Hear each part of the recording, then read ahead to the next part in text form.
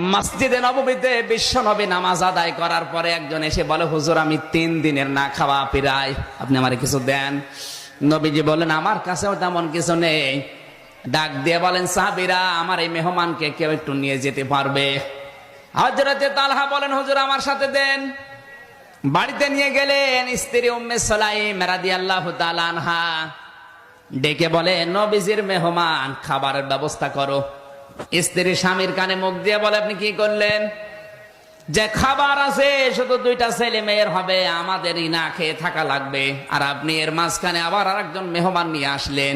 ঠিক আছে, রাসূলুল্লাহর মেহমান যেহেতু, রাখেন, সন্তান 2টাকে আমি ঘুম পাড়িয়ে দেই, আর যে খাবার আছে ওইটা মেহমানের সামনে দেওয়ার সঙ্গে সঙ্গে মেহমান যখন বলবে আপনিও থালা নিয়ে আসেন, আমি থালা তোমাকে দেওয়ার সঙ্গে সঙ্গে এই যে বাতি আছে লিভিয়ে দিও।